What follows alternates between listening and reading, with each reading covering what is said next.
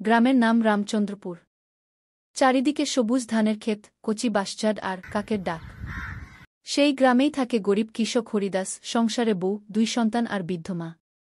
সারা জীবন জমি চাষ করেই চলত, কিন্তু গত কয়েক বছর ধরে বর্ষার অনিয়ম আর খরার কারণে ফসল ভালো হচ্ছিল না। ঋণের বোঝা দিন দিন বাড়ছিল। একদিন বিকেলে হরিদাস উঠোনে বসেছিলেন। চোখে চিন্তার ছাপ। পুরনো একটা পুটুলি। সেখানে রাখা শেষ এক মুঠো ধানের বীজ। এটাই তার শেষ আশা। বউ গঙ্গা কেঁদে কেঁদে বলল, এই সামান্য বীজ যদি মাটি না দেয়, তবে আমাদের কি হবে?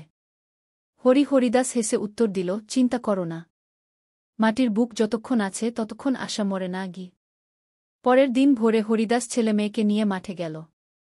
সকালের শিশিরে ভিজে থাকা মাটির গায়ে সে যত্ন করে শেষ বীজগুলো বপন করল।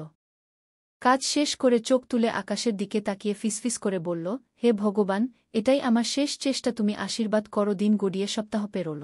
মেঘ আসছে, কিন্তু বৃষ্টি নামছে না। জমি শুকিয়ে ফেটে যাচ্ছে। হরিদাসের বুকেও যেন আগুন জ্বলছে। তবুও সে আশা হারাল না। প্রতিদিন কুজো থেকে জল তুলে যতটুকু পারত গাছের গোড়ায় ঢালত। অবশেষে এক রাতে বজ্রসহ বৃষ্টি নামল। বিদ্যুতের আলো হরিদাসের চোখ ভিজে উঠল আনন্দে। সকালবেলা মাঠে গিয়ে দেখল, মাটির বুক চিরে ছোট ছোট সবুজ চারা মাথা তুলেছে। দিনের পর দিন যত্নে গাছগুলো বড় হতে লাগল। হরিদাস প্রায় সারাদিন মাঠেই থাকত, কখনো গাছের পোকা তাড়াত, কখনো আগাছা পরিষ্কার করত। সন্তানরা খেলার বদলে বাবার সঙ্গে মাঠে এসে কাজ করত। পুরো পরিবার একসঙ্গে ঘাম ঝরিয়ে স্বপ্নের ফসল গড়ে তুলছিল।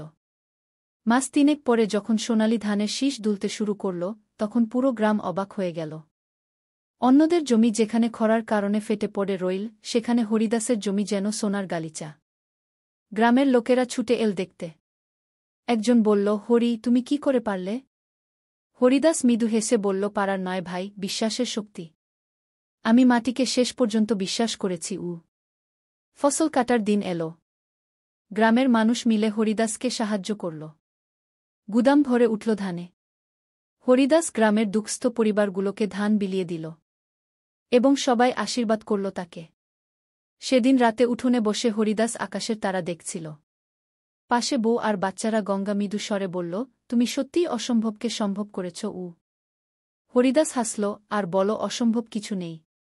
শুধু শেষ মুহূর্ত পর্যন্ত লড়াই করতে জানতে হয়।